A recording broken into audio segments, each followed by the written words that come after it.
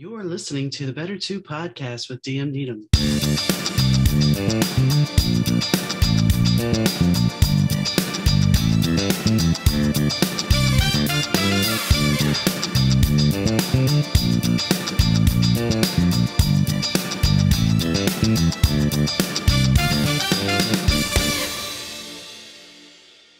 Hi gang, Donna here. Thanks for tuning into the Better 2 podcast. Today's guest is Rich Chambers. He wrote his very first song at the age of 14. By the age of 18, he was playing bars and thought, I'm going to be a rock star. After about a year of this, he realized, you know what, maybe there's a safer road. And he went back to school. So he got a degree and became an English professor. And he got married and had kids. But during this whole time, he was working and striving to become a better musician, a better singer-songwriter. And at a certain point, when he released a Christmas song that got, at this point, almost 1 million hits, and maybe by the time this airs, it will have hit because it is Christmas close to it,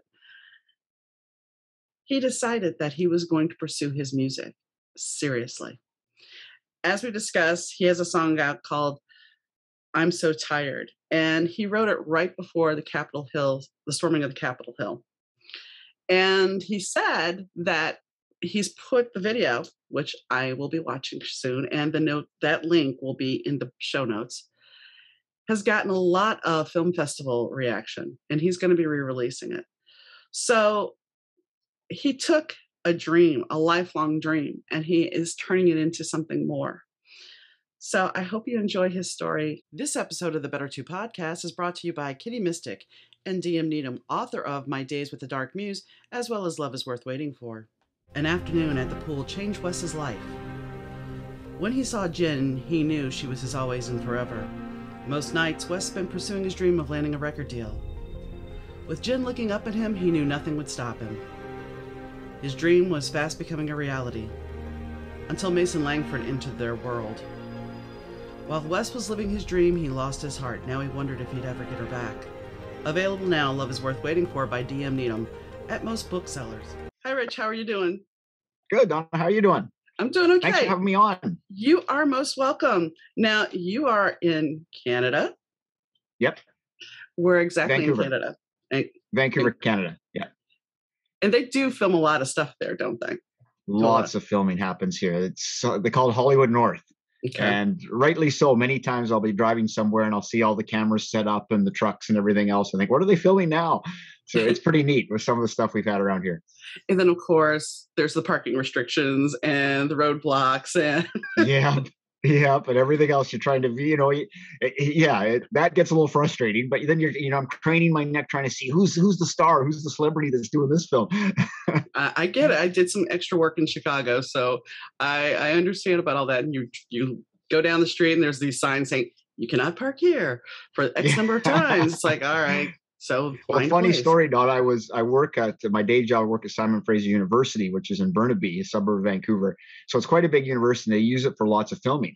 And I'm driving up one day, and suddenly it was NASA something. The big huge sign was taken for the university was taken down, and I was driving into a NASA building, and it threw me for a loop. And then, of course, I saw all the trucks and everything else. You're like, wait, is somebody punking me? Did the Hadron Collider change alternate, and we're in an alternate universe? A Twilight Zone episode, yeah. I now work at NASA.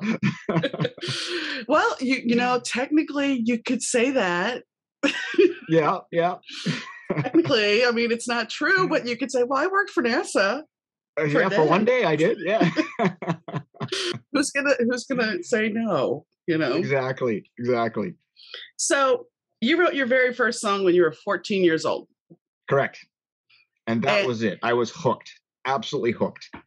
Was there a musician or a singer that inspired you to say, hey, I need to go do this? Not really, not anyone. I had many musicians. More than anything, though, I think with a lot of people, is my parents.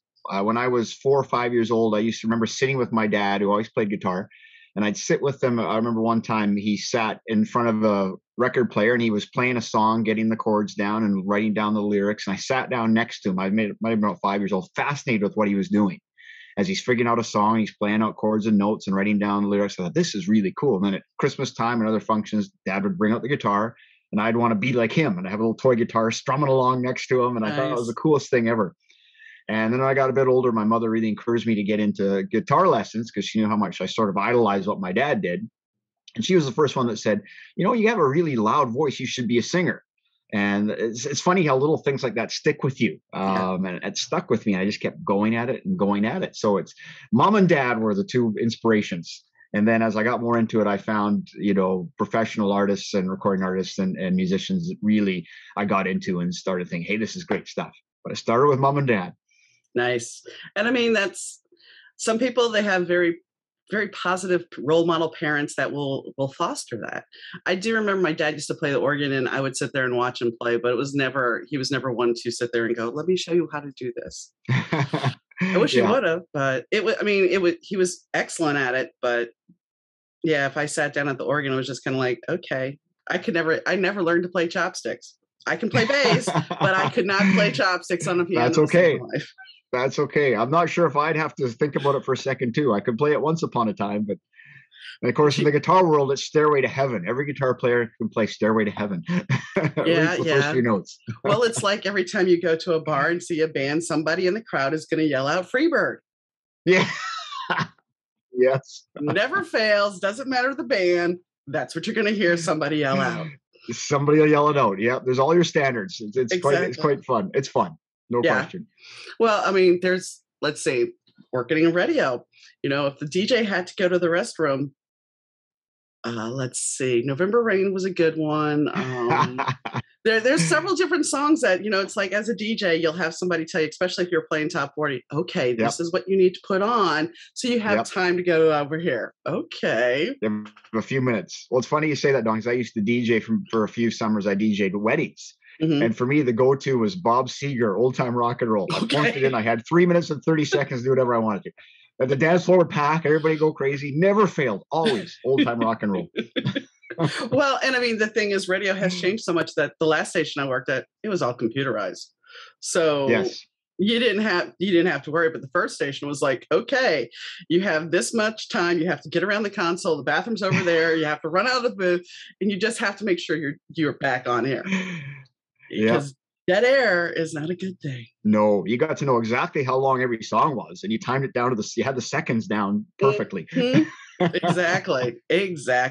Yeah. It was Paradise City, not Welcome to the Jungle. Paradise City was 6 minutes long. Yes, 6 minute long song. It was just like, okay. But that's beside the point.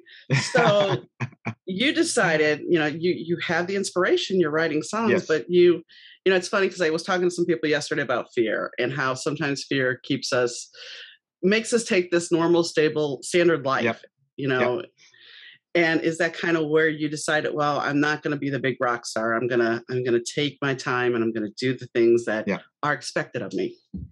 It's interesting you bring up fear, because fear is such an interesting human condition, because it can be the ultimate motivator and the ultimate debilitator, depending on where you fall on the spectrum. Because I believe that to tackle things, you have to have a little bit of fear. That's what gives you an edge and keeps you going. But if you get overwhelmed by it, it holds you back. But to go back where I was, I didn't really have a fear in success, because I often heard people say, "You've been scared of success." No, that's never really been an issue for me. What I did out of high school was I decided I was going to be a rock star. I was 18 years old and I had that, dreams and images of being a rock star. You put up your hand. Yeah, I think we've all had moments. Yeah. And it's funny, Donna, because I barely passed high school. Barely. I figured, I don't need school. And then I spent a year playing every dingy bar you could think of.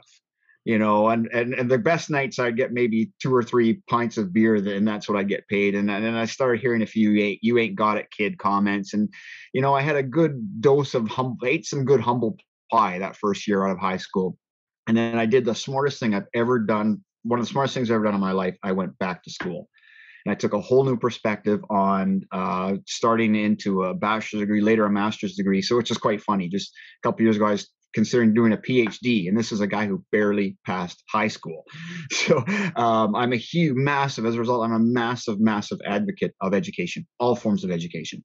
So, but it took me a good sort of reality kick in the face to realize that Rich, this music thing isn't as easy as you thought it was going to be. You're not quite as good as you thought you were. And I ate that humble pie. At the same time, though, Don, I decided, okay, I'm going to bear down and start making myself a better musician, a better songwriter, a better singer, better guitar player. And I started a long process, went through many years of just trying to get better and being honest with myself and working hard at it, alongside doing an academic career that led me into a very good job at a university later on. So I'm not one who believes that you have to throw all the eggs in one basket. You can nurture a couple baskets at the same time and give each basket just as much dedication and commitment. So that being said, and I agree, I don't disagree with that statement. The fact is, I think that, there's a couple of caveats here. Firstly, I'd like to know, what did you major in? English was my bachelor degree. Humanities was my master's. Nice. Okay.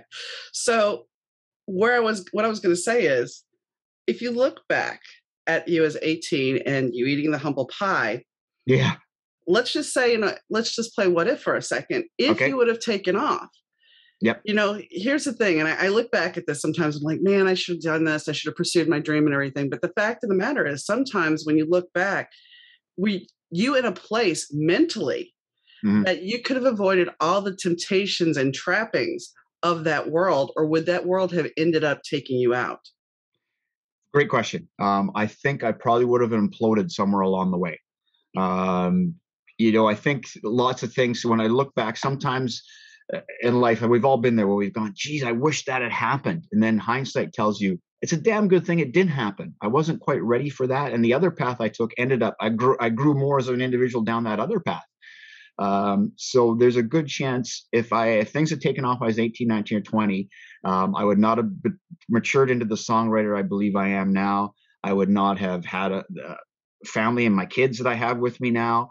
I would not have attained all these wonderful things that I did attain choosing path B. So sometimes path B ends up being path A.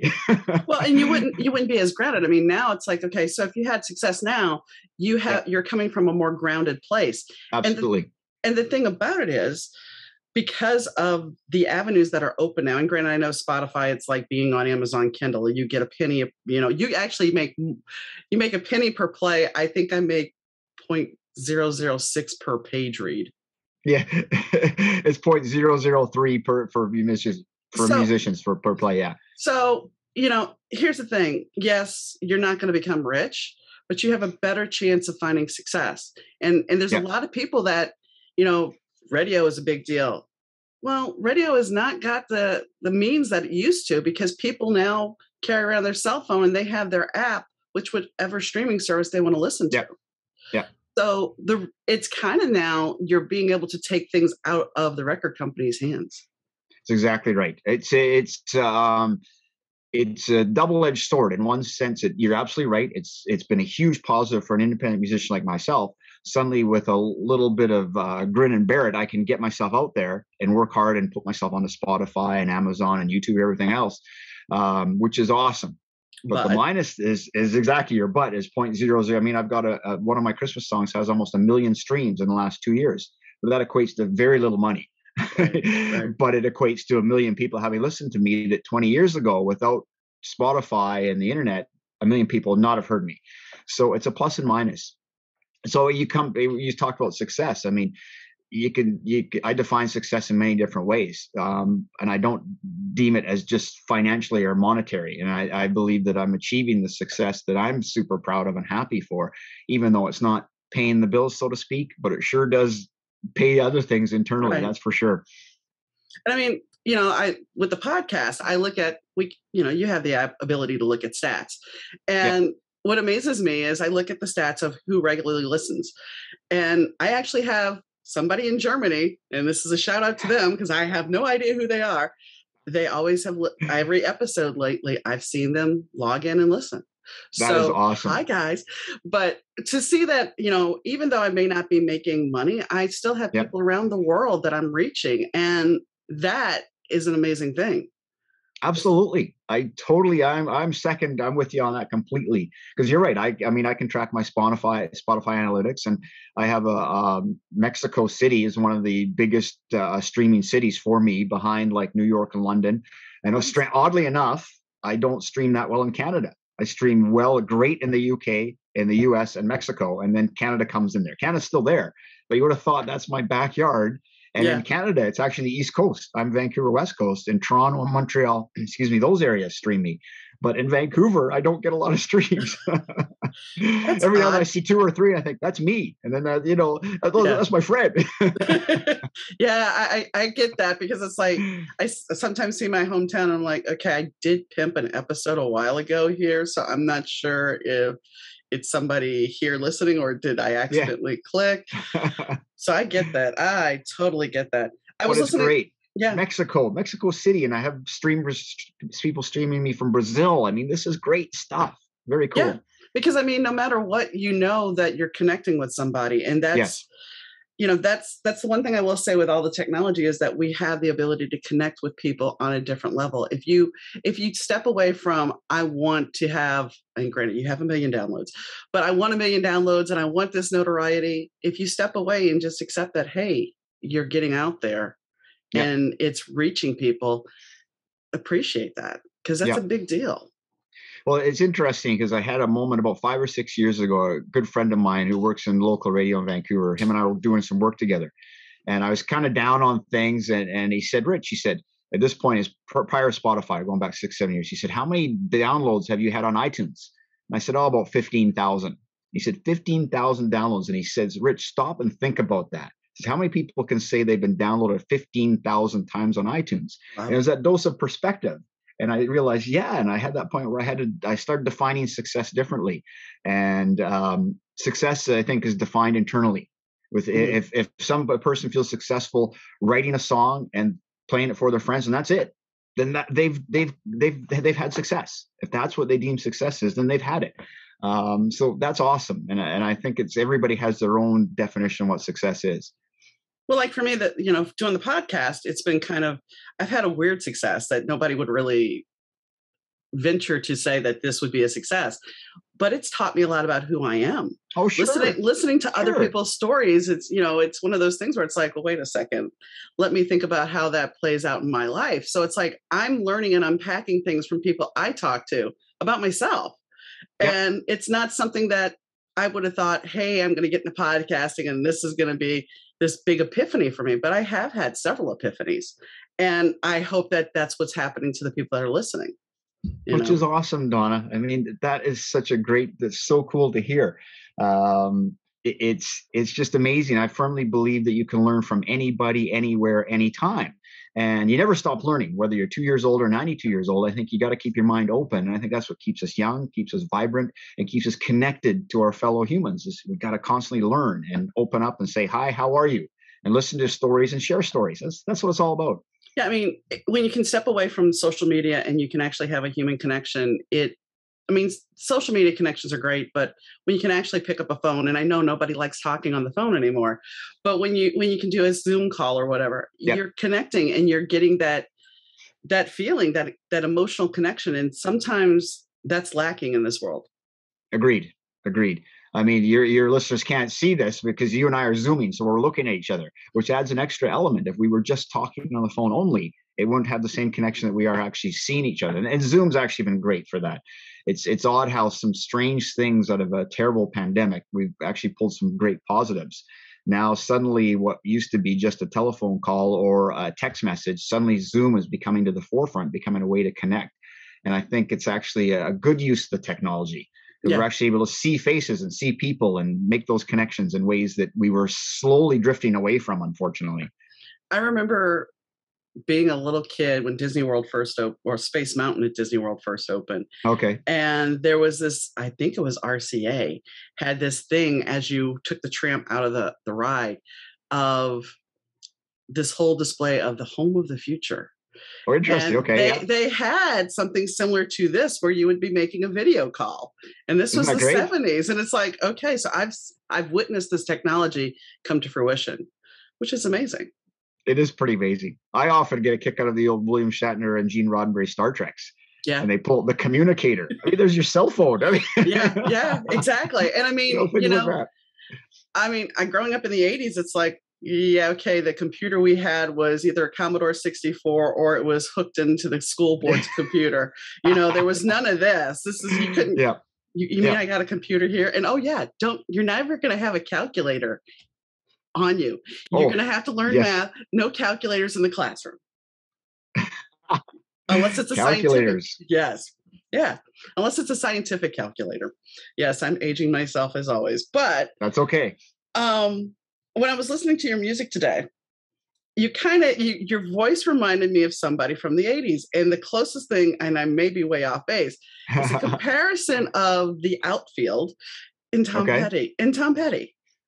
It was I've had the Tom Petty comparison a little bit at times. I've also been compared to Bryan Adams. I've had that a little bit. Who else have I had? I had one person compare me to Gordon Lightfoot, which I didn't see at all, but but it's neat that people are able to sort of resonate. They're connecting to my music, and it's reminding them of other things, which is really kind of cool. And it's not saying that you don't have a distinctive sound. It was just like, I'm sitting there and I'm listening, and I think it was Sorry Isn't Good Enough. And I'm like, wow, this sounds like something I heard in the 80s. Not that it was identical, but the voice and the musicality was just like, and that's good. That's fine, because how do I say this? Everything old is new again, and in the 80s, how do I say this?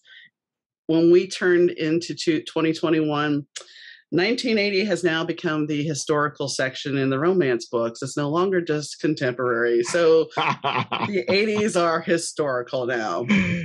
Well, Don, it's interesting. I've branded myself as rock and roll for the 2020s.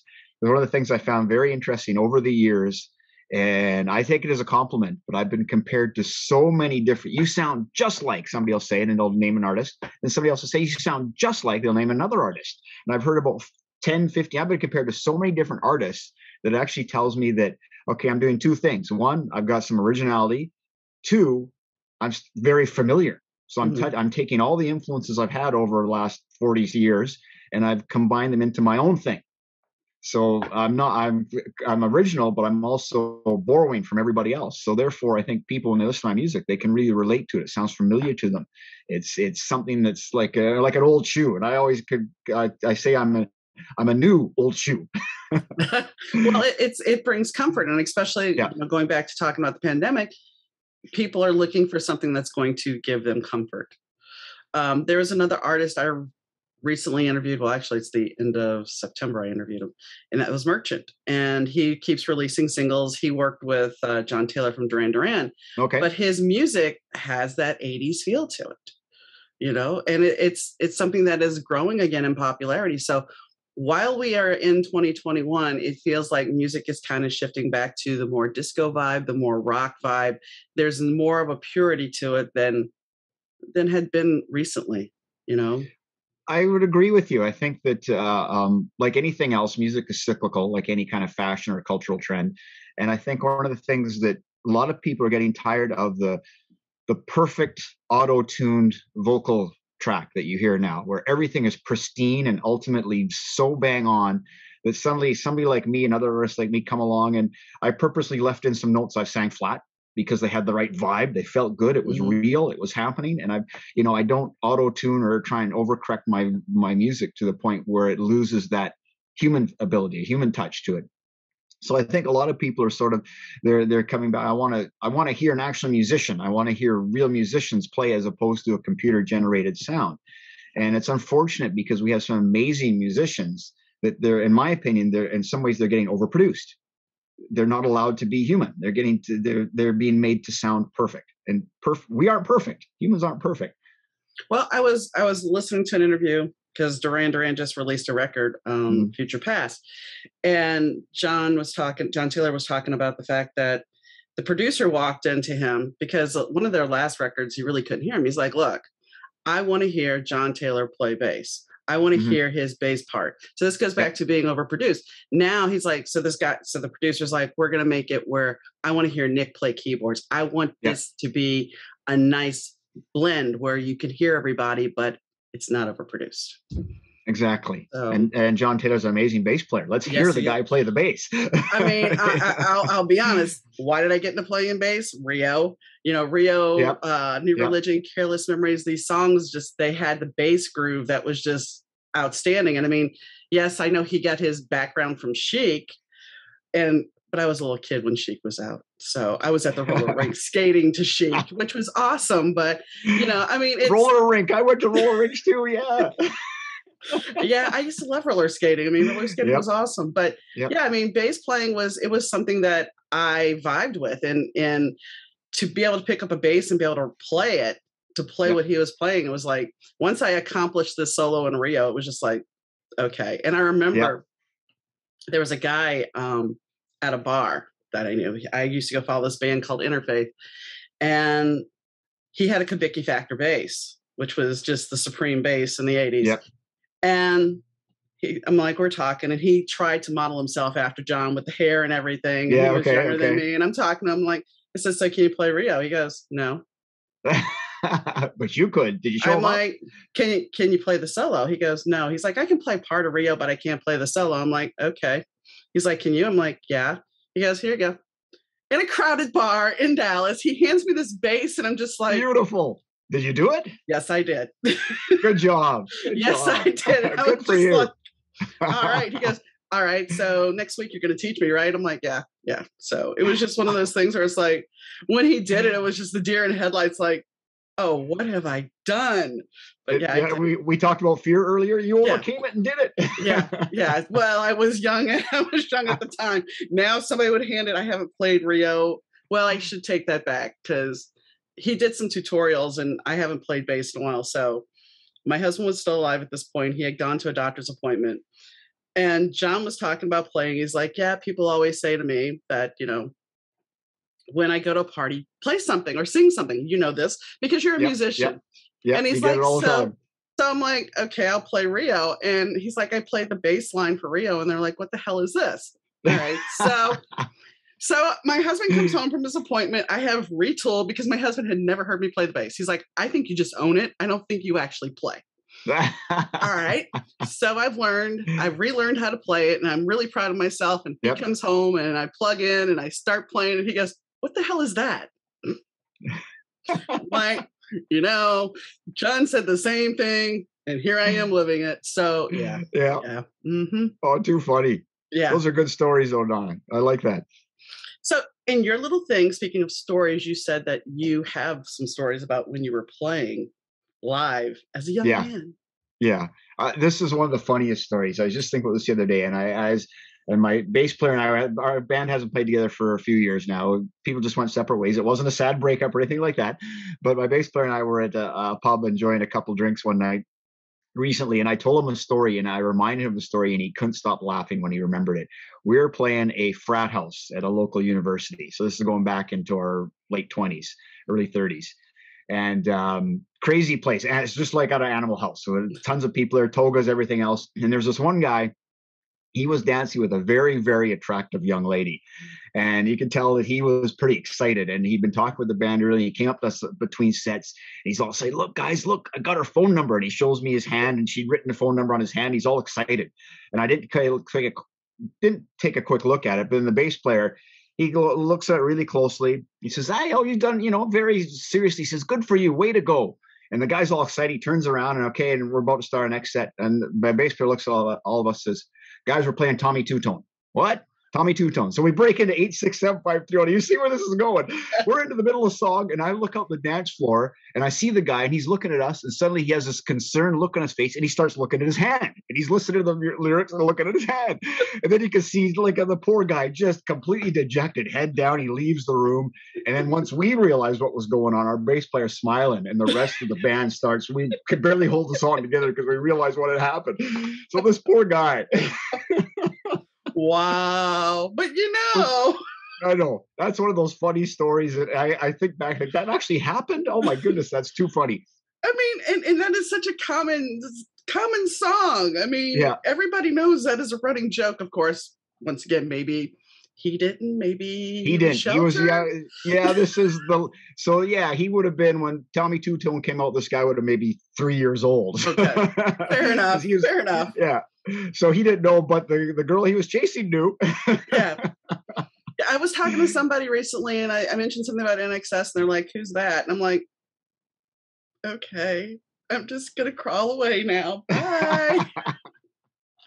I mean, Oh, I like some modern yeah. music. I mean, Nothing But Thieves I like a lot, and oh, now of course Imagine Dragons. I mean, those guys I like a lot, and it's more modern music, but you know, Yep. I do like my '80s music.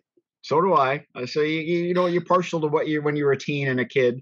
I have another funny story I could think of. We were playing this in Vancouver. We were playing this very in a suspect part of town, let's say, and we were playing this one place, and it was a very, very rough neighborhood.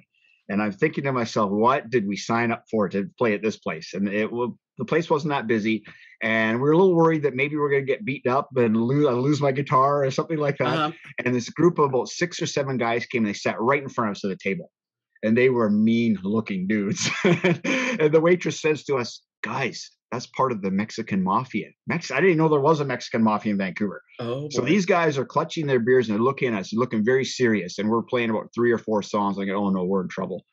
And I was so worried. And then we stopped and we were just about going on another song. One of the guys just speaks up really loud, said, "Hey, play some CCR." We play some bleep, bleep, play some beep bleep bleep CCR. That's what he said. And it just so happened we were about to break into Creedence Clearwater's "Fortunate Son." It literally was the next song on our set. Nice. So we broke into it, and these 6, 7 guys suddenly their arms go up, the beer's starting to spill, and they're cheering and they're singing with us. 5 minutes later, they're buying us rounds of beer. Nice. And then they're shouting, "Hey, can you play such and such?" And even if we couldn't, we played it for them. Yeah. Mm-hmm. But it's just it's funny because it really showed me that music can break barriers down. Yeah. It can break cultural differences, societal difference. It's a commonality that I wish we would grab hold of more. And I've put it in some of my lyrics, like my most recent Christmas song I have out. It's Christmas time all over the world. One of the lyrics I put in there, I talk about, Christmas is a time for kids and the innocence of kids. And I wish we could grab a hold of that and live it every day. That's one of my closing lines in the song. Because music has that power to do that. And I can share another experience where we used to play at Christmas time. Our band used to play a local children's hospital. And these are for severely disabled kids, the poor kids that have very little motor function. They're in motorized wheelchairs. And we used to go there for 4 or 5 years running. We were going there every year, and we played for about the 10, 15 kids that were in residence. And this one particular year, they wheeled this one little guy up to the front, and he must have been about 7, 8 years old, very little motor function. In fact, it was hard to see him. If he could move any part of his body. It was very sad. And he's there with the nurse, and we broke into, I think it was Frosty the Snowman. And I'm looking about a minute into the song, and I can see his finger starting to tap to the music. Nice. And I had that moment like, hey, that's kind of cool. And I didn't really realize, because I didn't know the kid, I didn't realize how huge this was. The nurse, you could see her eyes lit up, and she's trying not to get overexcited. She didn't want to affect him. And she's trying to call the other staff over to take a look at what he's doing. And the entire room just lit up. Everybody was just like, wow. And the power of music. And all he was doing was tapping his finger, but it resonated with him, and to the point where he was in the zone with music. And that is another moment where I realized the power of what music can do. And I was so proud. That's one of my most proudest moments of performing. And it was only for 15 kids, and we were all acoustics because you can't overpower them with electric guitars. Right. But it made such an impact on me. And that was about 15 years ago. And it still, I think, resonates, still gets me kind of choked up when I think about it today. But it's the power of music. Well, that's the thing. I mean, music can bind us together. It's like the Force, it's an amazing thing. And when one of the other people I interviewed, Joe Lewis, he tried starting a career in Georgia. He tried in Michigan because he was originally from Michigan. Mm-hmm. He's in Brazil now. Wow. And he's like, Brazil loves me. He's like, I was always producing people. Now I can sing. And they love me here. But they also love Lionel Richie. Lionel Richie's a real big deal in Brazil. Oh, funny. Hey, how different parts of the world latch on to different artists. Yeah. He's like that. He's like royalty there. For some reason in Brazil, Lionel Richie is the end all be all. But he's like, would never have gotten a career. And it's like, but once again, there's a language barrier, but it doesn't matter because it's music. Music. I think, sometimes you just have to realize that, you can be in a stadium full of people. How many musicians have you heard say, here we are in Argentina, they can't speak English, but yet they know every lyric. Yep. And they're singing along. Yeah. That's Go ahead. Music is its own language. It's an international language. We happen to put lyrics to it as singers, but the foundational core of what the music is what resonates with everybody. Mm-hmm. I mean, It's no wonder, you think of Close Encounters of the Third Kind when Steven Spielberg when they talk to aliens, he's doing it through music. mm-hmm.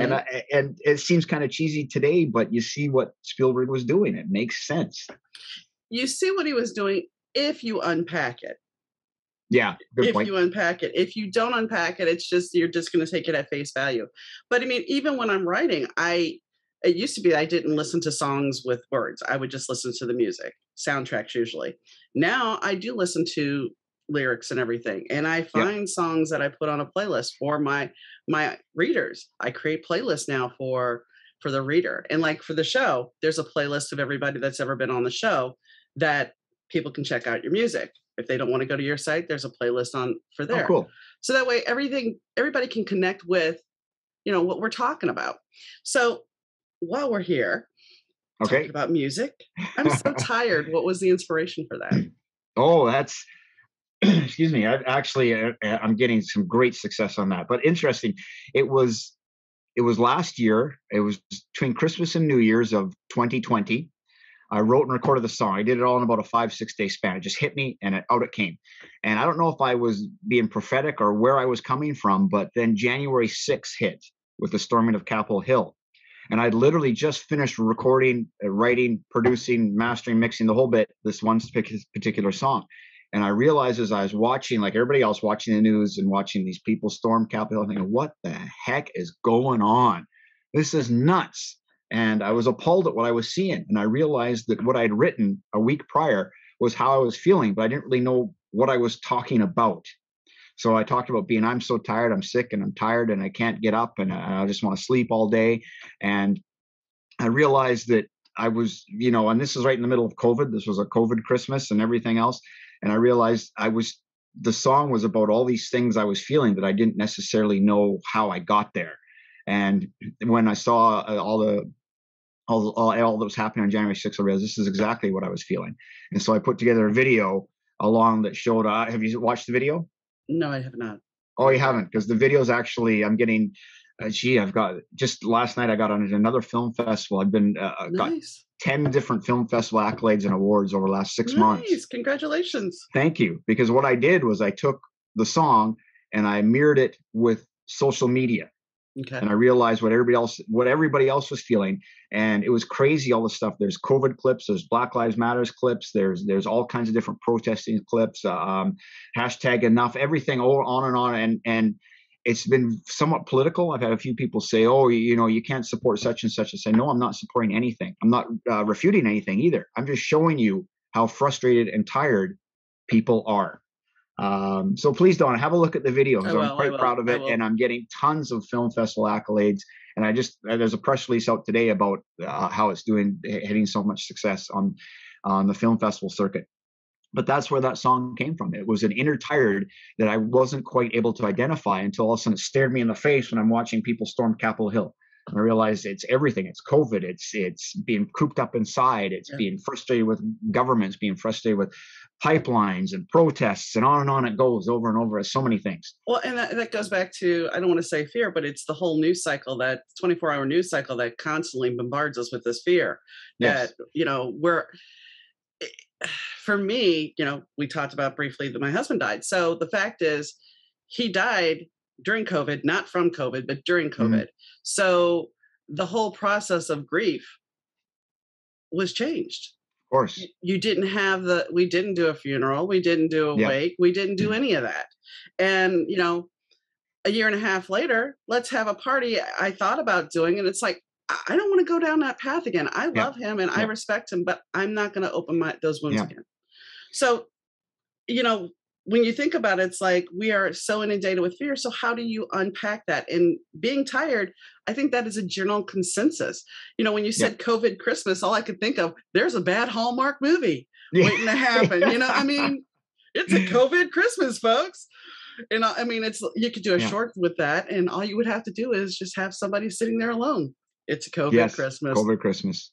And, Donna, you bring up an amazing point, because you're right. You weren't able to grieve the way people should grieve. and that's with your other loved ones, together. At Christmas time, we weren't able to spend it with our loved ones together. Those moments in life that really make life worthwhile, which when you come down to it, are sharing moments with your loved ones, your family and friends. And COVID put a kink in all of that. And I think that's what made people so frustrated and so, almost created a societal powder keg of sorts. That's why I think some of these protests and some of these movements elevated even beyond the movement itself, as I think people were just frustrated and tired. And that's what I really tried to get forward in the video. I've taken social media clips of all kinds of things from everywhere and put them together to show how frustrated people are.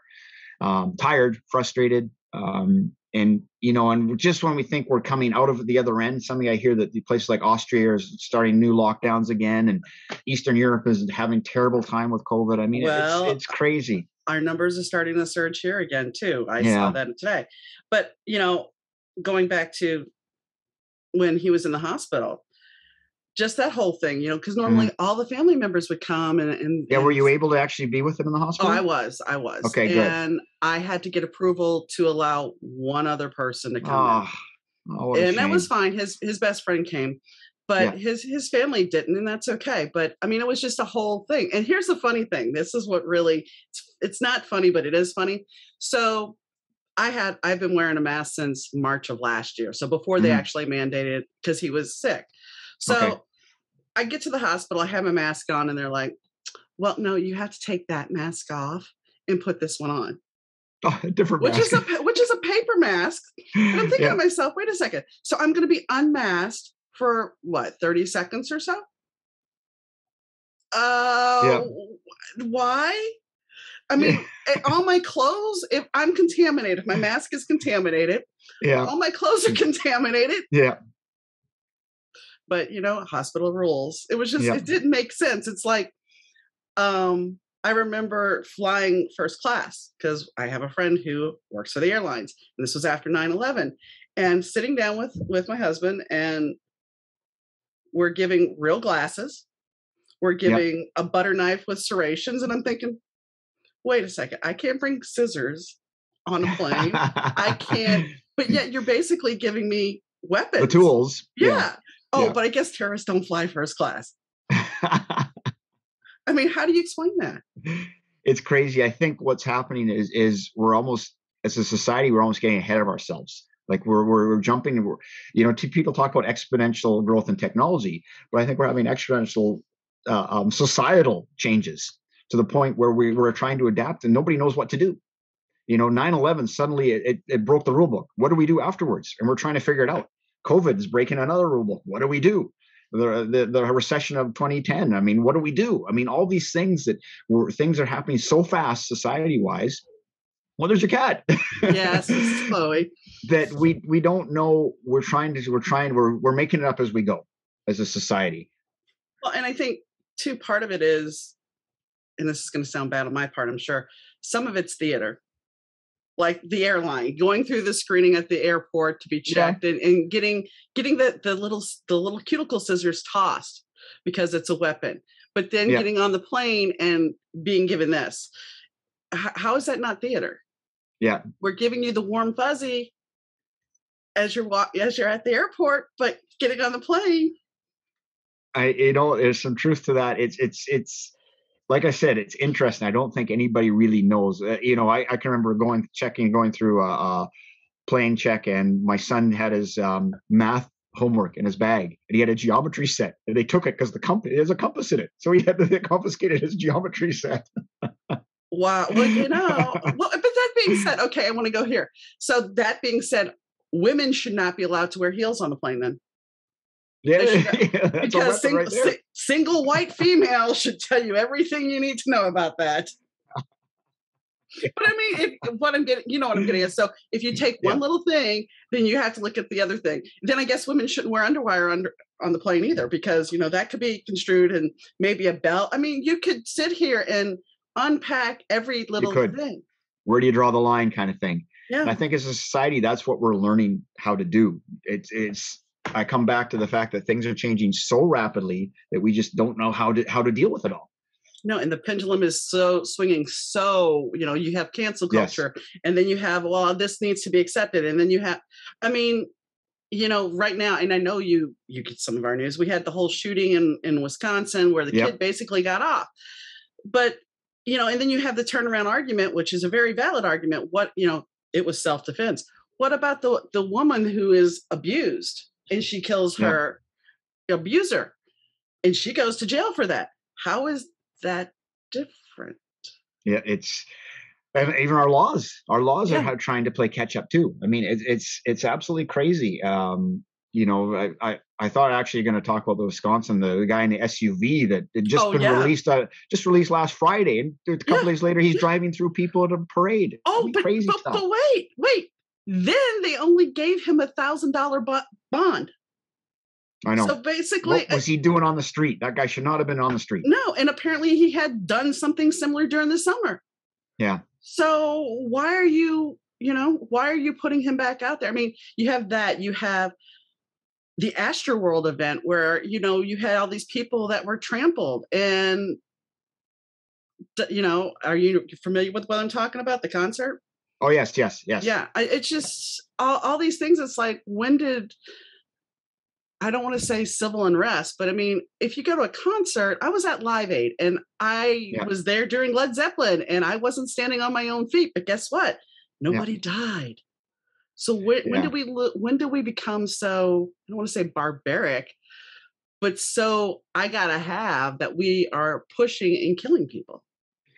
I don't know what's caused it, Donna. I mean, some people go to social media. They go to the violence depicted on movies and TV. I think there's some merit to that, but it's such a larger issue. I mean, how do you, there's a term you used earlier. How do you unpack it? There's so much to unpack.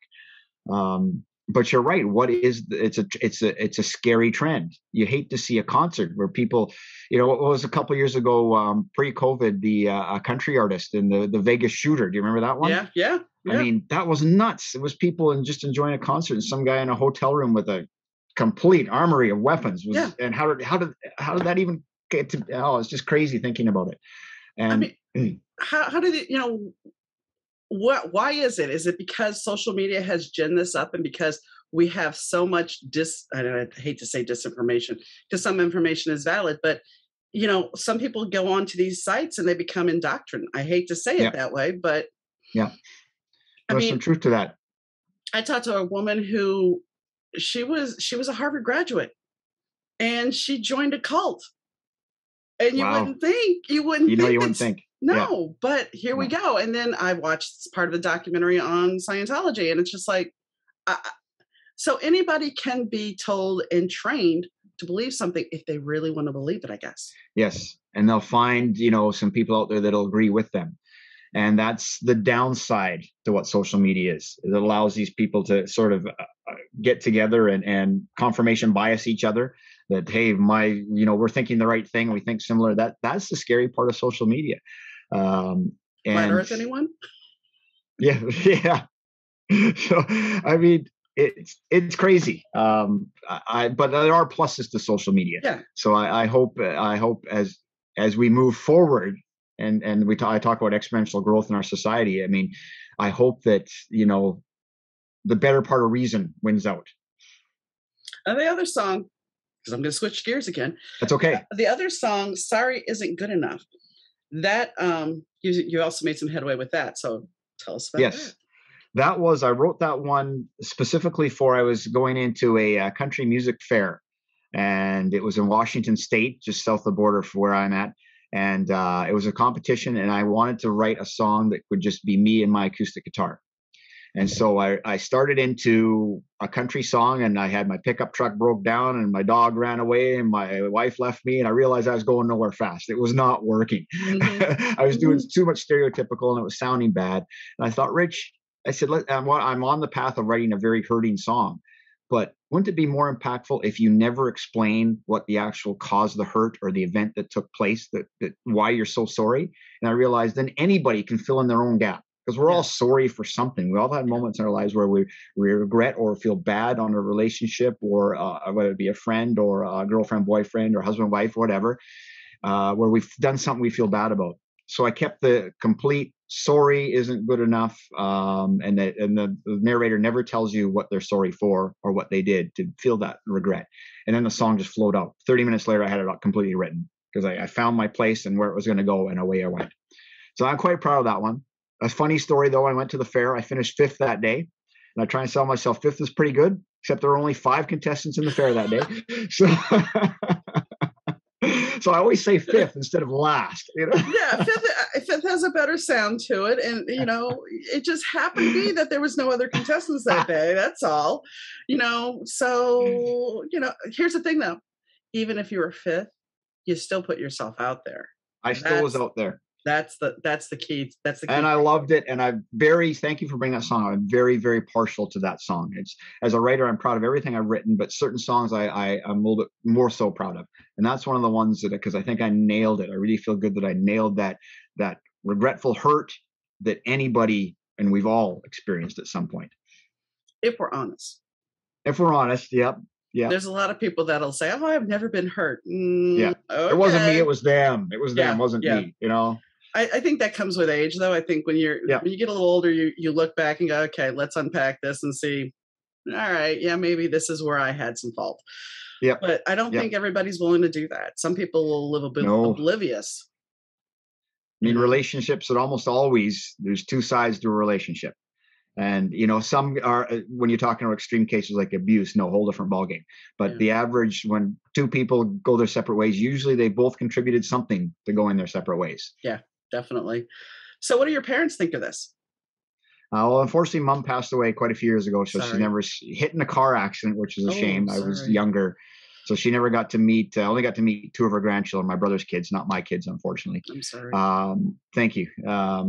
But it's amazing. You know, you learn from these things that you go through in life. And Mom would be very proud of me. And I believe that she's here in spirit with me all along. And I have friends every now and then remind me, say, "Rich, your mom would be so proud of what you're doing right now." My dad's extremely proud, and no question. He always asks me, "How are you doing?" And he gets excited. Him and my stepmom get very excited about when they see new things and new press and things that I'm doing. And they're always on social media and saying, "Way to go, Rich. Good for you." And so it's neat to see. It's great, that kind of support. Have you ever thought about doing a song with him? Or is his hands now because it's harder for him? Yeah, he had a problem with his playing hand. And my one regret is him and I have never actually we've never played together. We've been in places where we've had one guitar and we've traded it back and forth and sang songs, but we never had 2 guitars and played together. And that's one thing that I got to make sure, because he's the early 80s now, I got to make sure while he can still play that we get together with both our guitars and play a few songs. One thing I did with my grandmothers before they passed was I sat down and I said, "Tell me the family history, your version of it." And that's great. Yeah, I didn't get to do it with my dad. I wish I did, but and he's still around, but he can't hear, so it's not that easy at this point. Yeah. But you know, it was an interesting journey, because it's like there's certain things that you didn't know. And I mean, I remember, I want to say 2006, so I was in my late 40s. My uncle tells me, "Did you know your dad was emancipated?" I'm like, "Excuse me, what are you talking about?" Wow. I had no, and my dad never told me. It was my uncle that told me that my dad did this. And I'm just like, no. So, but, you know, the family secrets you don't know. Yeah. So what made you decide to release a Christmas record? Oh, I've always been a massive, massive Christmas fan. No question. So initially it was when I finished university, my bachelor degree. This is prior to Spotify and the internet MP3 craze. So it was all CDs and cassettes. And 2 things. 1, my love of Christmas. And 2, as a new artist, I thought Christmas songs are familiar. You know, they don't know who I am, but they know who Frosty the Snowman is. So I got to do my version of Frosty the Snowman. And I love doing all this Christmas stuff. And so I put out this CD years ago and pushed it hard for a couple of years, mild success with it. And then at that point I got married and started having a family, and I kind of pushed it aside. Always still kept playing, never lost playing. I always played in a band and things like that, but I wasn't promoting it heavily. And then I discovered that this one song, Snow Miser versus Heat Miser, from my initial Christmas CD, was starting to make inroads. Now, at this point, iTunes had come along, and I just happened to throw it up on a whim, and suddenly I'm getting downloads every Christmas, like 1,000 downloads or 1,500 downloads. And over the years, finally, I got to a point, and I think I told you when I first contacted you, I had this epiphany where I looked in the mirror, and this is going back a couple of years, and I said to myself, Rich, why are you not doing this passion of yours? And I sort of let this a metaphorical mirror that we all look at some point in our lives, and I was looking hard at myself, and I had no answer. I could not honestly say why I wasn't doing it. So right then and there, I decided I'm going to do it. I'm going back in music. I'm going hardcore, and I'm pushing it as hard as I possibly can. And I thought, where do I start? I'll take this one Snow Miser song that was a success years ago, and I'll package a brand new Christmas album around it. So this one Snow Miser song, that's the one that's been down close to downloading a million times soon. This Christmas season will get there. It's almost there now.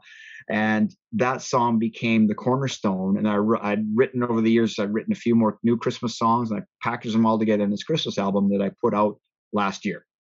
And at first I started recording it myself, and I started working with other people, and I was not getting the sound. I kept coming back to doing things myself. And now I'm doing everything myself because nobody else could quite get the sound I was after. Yeah. But thanks for asking, Don. I'm super proud of the Christmas stuff, and I love Christmas. The album's made up of mostly songs I grew up with. Snow Miser, Heat Miser was a special I saw as a kid. The year I was Santa Claus. Well, I must have been 6 years old. I was going to say that the Miser Brothers that's something that people talk about, but it's not a song that is ever really covered. I mean, when I worked for me, I know you like Christmas, and that's not that I don't like Christmas, but being in a disc jockey booth, fair enough. Christmas Day, playing Christmas music for 4 hours, 4.5 hours, 5 hours. And you have to listen to Jingle Bells, I don't know how many times. Over and over again. It gets really old. So, I mean, I guess it's like working retail, except the problem is you kind of hear it unless you pod the mic, pod the speakers down. And you can't do that because you got to make sure everything's still playing. You got to know when your cues are, sure, and all of that stuff. So, I mean, that's something, I know why it's hit almost 1 million, because that is one of those songs that's not covered, but everybody knows it. Nobody does it. Yeah. And nobody's really covered. There's been a couple of covers, but they've changed it so much that it doesn't really resonate with the vibrancy and the fun of the first version. And that's why I wanted to make it as fun as that original version on the TV special. And I think I got it, and it seems it's been resonating with people. So I'm super proud of that. And so I built other Christmas album where I wrote 4 of my own songs on there. I did my version of Frosty the Snowman, which I loved. I did The Grinch, which I loved as a kid. I did Snoopy's Christmas, which I loved as a kid. And I just did all these songs and found a couple other ones along the way that were somewhat obscure that I really liked, and threw them into a Christmas album. And I'm having fun with it. That's the thing. If you release something that is a touchstone for a lot of people, but yet it's not common, it's going to stand out more. And that's that's bang on sort of my philosophy when I put this initial album together, Adonis, because everybody's got a Christmas album. And, you hear Silent Night 100 zillion times, as you said. My Jingle Bells, you heard 1 billion times, but I decided to make my Jingle Bells a rockabilly Jingle Bells. And I tried to put a different spin on it, which I also did with The Grinch and with Frosty and things like that. But I tried to stay away. Snoopy's Christmas hasn't been covered that much. I found an old country artist by the name of Eddie Arnold who did a Christmas song from the late 40s that I absolutely loved, and I decided to do my own version of it. I took We Three Kings and took it out a 3/4 time, put it into straight 4/4 rock and roll time, and put some drums behind it and made it into a rock and roll version. So, and I wrote 4 of my own, which I really wanted to try and get a different feel to them. I called the album Santa's Rockin' Band because the song I wrote, Santa's Rockin' Band, was the first commercial song I ever wrote and released. And my Facebook and Instagram hashtags are at Santa's Rockin' Band. It's sort of to signify, here's the first song I ever wrote myself and commercially released. Nice. One of my favorite Christmas records is Brian Setzer's. Oh, I know, great stuff. Yeah, I mean, it's upbeat. It's not your traditional stuff, and that's why I like it. There's certain Christmas songs now that I'm just kind of like, okay. And of course, here we go again. Yeah. I will say, yes, Do They Know It's Christmas is still a big song for me, but I went to Live Aid, so it was life-changing. Without that song, Live Aid wouldn't happen. It's a good song. Yeah. It's a good song. There's no question. There's a few that resonate with me. Happy Xmas War is Over. John Lennon has always resonated with me. And there's a few that really make a difference. Carol of the Bells, I always love. Yeah, it's great stuff. Merry Christmas, Baby. What is it? Christmas Baby, Please Come Home, Darlene Love. Hmm. I absolutely love that stuff. But then when you hear so and so do "Rock Around the Christmas Tree" for the 100th time, you're like, oh no, not again, not again. Yeah, I mean, it's like I think as an artist, it's like, I mean, you took a risk, but you also we've talked about you've taken obscure songs or a little bit more obscure. But when you're an artist, like, okay, I'm putting out a Christmas record. Okay, is it the same Yeah, songs that everybody else has done? yeah, And unless you're a diehard fan, how much of a sale are you going to have? I mean, bands put out cover records all the time, yeah. and some meet with commercial success, but most don't. It's tough to do a cover. People don't realize how hard it is to, because I think you got to strike this balance to have a successful cover. You have to be very respectful of the original, but you also have to add a little bit of yourself into it too. So it can't Hmm. be a carbon copy, and you can't go so far out there that people go, "What the heck is that?" So you got to find this middle ground. And some artists are able to hit it every now and then, and you get great cover versions of songs. Yeah, and then you have the solid gold versions of the song back in the 80s, where Dionne Yes. Warwick was singing some stuff, and you're like, "What? What on earth No." is that? Yeah. Yeah, it's like, You "That's not how know. that song goes." Yeah, so true, so true. So and now, I mean, now I'm releasing original music, and I still have I have an album coming out in early 2022. There'll be a couple of covers on it, just because I absolutely love the songs that I'll be covering on it. But I firmly believe that as a new artist, you got to make it with your original material. Now, is this gonna be something that is gonna be a physical product, or are you just gonna stick with the downloads? Sticking with the downloads for now. As much as I would love to produce LPs and CDs, they cost a lot of money, Oh, yeah. and then you got to get into distribution and everything else. And I'm not up to that level yet. I'd like I'm striving for it. There's no question I'm striving for it, but it's all right now. All my time is spent on marketing via the net, marketing via sometimes old school telephone. I pick up that phone and make a call, but marketing is huge. I mean, creating the music's only half the journey. The marketing is the other half. That's with anything, whether it's book or Yeah, anything, yeah, good point. and here's something that, like, TikTok blew up with called this thing called Book Talk.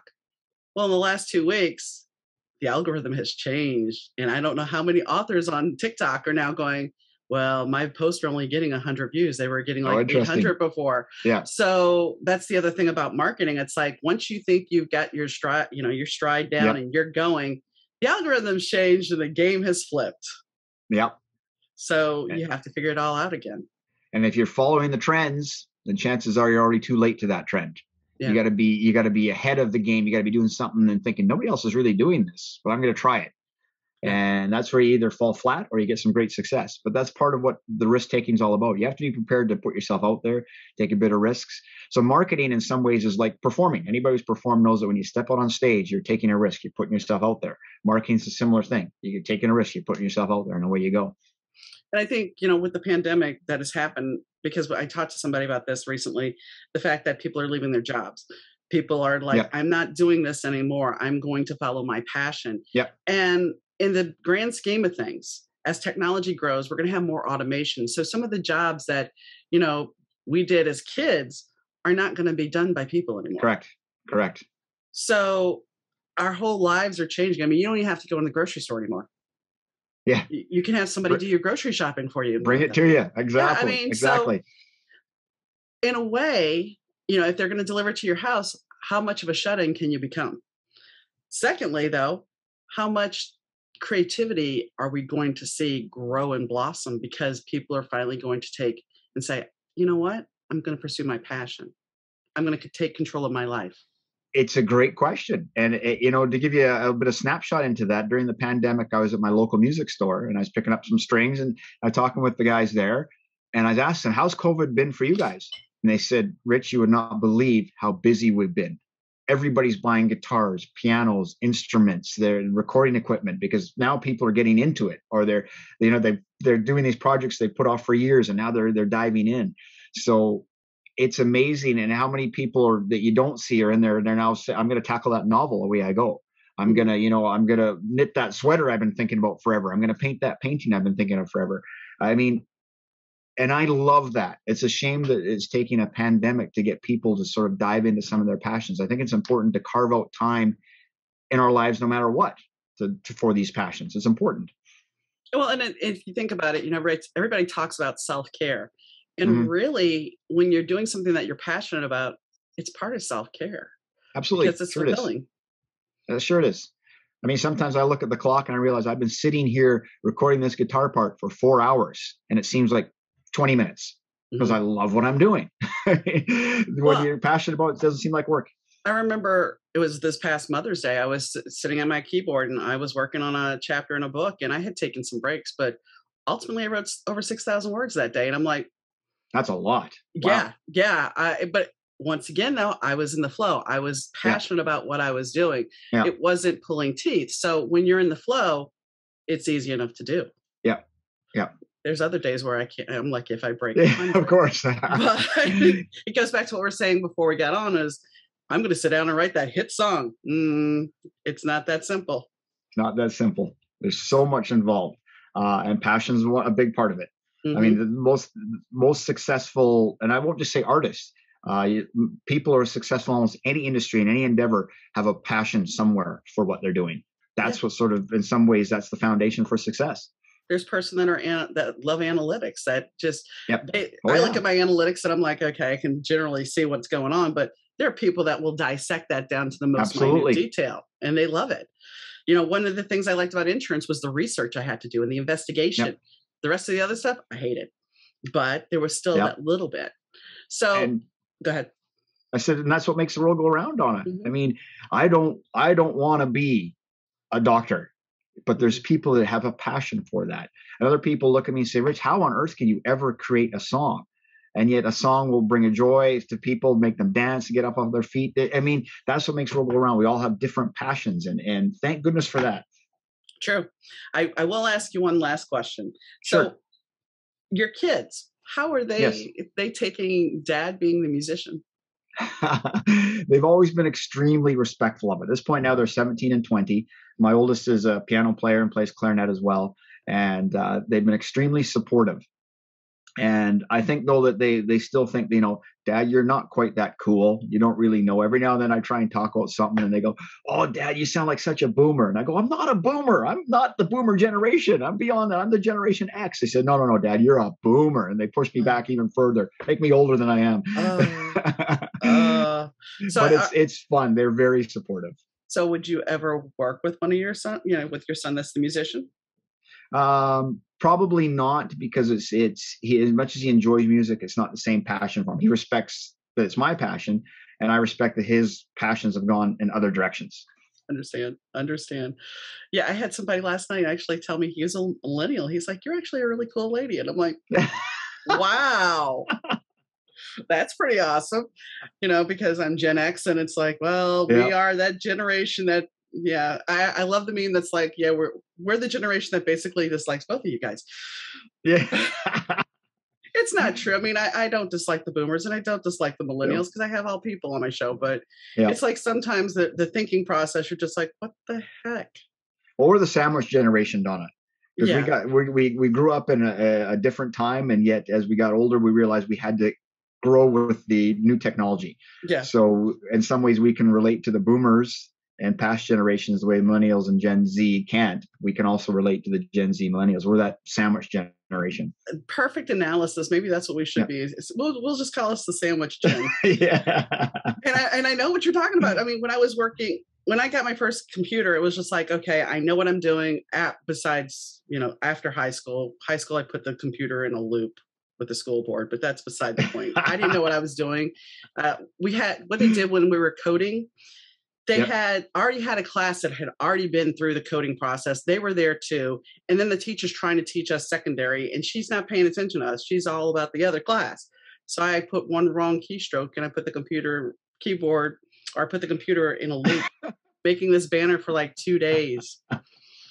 Yeah, I broke the computer. Way to go. I did. And I mean, at the time it was all just terminals. So it was hooked up to the central computer. Yep, of course. So yeah, I got demoted to the Commodore 64 and I was not allowed to play anymore. There you go. But, when I got my first computer, it was like, no problem. And I remember being at my company and there was a guy who I worked with who was older. And it was like every time something screwed up, he's like, hey, can you come here? Sure. because he was going to break it. He was just like, I really just want to throw it out the window. For me, it was just like, okay, I got it. And there's still now, it's like, I wish I knew more about technology because I have no idea about cryptocurrency. I have no idea about any of that. And it's like, that's where things are going. People, like an artist was telling me last night that I think it's an NTF. The MTF. There are a lot of artists that are funding their projects that way. And I'm just like, what is this? Yeah, the blockchain is a very interesting new concept. And it's, I think, not just cryptocurrency. Cryptocurrency utilizes blockchain, but blockchain has so much more potential in so many different ways. And it's going to become, in my opinion, a much more known entity over the next decade, blockchain. So watch out for it. I mean, in a good way. I think the technology itself has all kinds of positive potential. The funny thing is, I live in a small town and we already had 5 banks and they just built a brand new bank. And I'm like, why would you do that with cryptocurrency and everything else coming to the fore? Why? Well, cryptocurrency will take a while. But I know. The technology that cryptocurrency uses, the blockchain technology, will start getting used. NTFs is a great example. It's going to start to get used in all kinds of other ways. So it's cool stuff. I know a little bit about it, but not a huge amount, but enough to know that it's pretty cool. I guess this is where the Gen X here, the sandwich generation, will need to learn. That way we don't get left behind. We'll have to learn. So see, we grew up learning because computers were put in our hand in our 20s, and like our preceding generation said, I'm almost retired, I don't have to learn this. We had to learn it. So we have the foundations of being able to adapt to technology. Yes, well, if you had the technology, you build it, or whatever the $6 million man was, how they rebuilt $6 million man, Lee Majors. Yes. We have the technology. We will build him. There you go. I remember the series. Yes, that's what I was trying to think of. So I thank you for your time. Is there anything that we did not cover that you would like to add? No, other than a Merry Christmas to everybody that time of year. I mean, happy holidays and happy seasons, that sort of thing. And enjoy the Christmas holidays with your family and friends.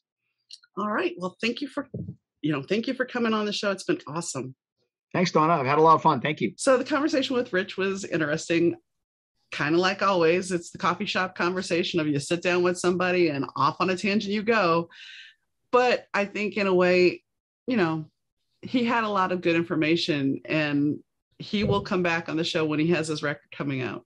We've already discussed that. And I think he's going to be going places. He has a way of promoting himself, and he's learned a lot of valuable lessons. The thing is, and the one thing I will share with people that are younger, and you may disagree because I know you guys are a little bit more fearless than we are, but sometimes maturity, the being older, keeps us safer.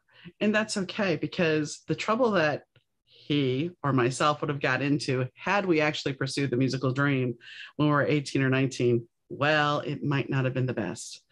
So pursue your dream, but make sure you stay grounded. Make sure that you have reality-based thinking, because while it would be lovely to have the sold-out world tour, is it everything you really think it is? Or is it going to come at you so hard and so fast and turn your world completely upside down and almost suffocate you? You have to be true to who you are. And remember that. Remember who you are. And at 18 or 19, you don't really always know who you are. You think you do. But it takes a long time to unpack everything and figure that out. So I hope you enjoy the show. Check out his Christmas record. It's on Spotify. And like I said, the links are in the show notes. And as always, so are all of our social media links, as well as our Patreon. So if you like the show, please help support it. And let's see, this is season 4 now. So I can't believe it. Season 4. And well, this is Christmas Eve. So I wish everybody a very Merry Christmas, Happy Holidays, however you decide to celebrate. Happy Kwanzaa, Happy Hanukkah, Merry Yule, Merry Christmas, Happy Christmas for those in the UK. Feliz Navidad.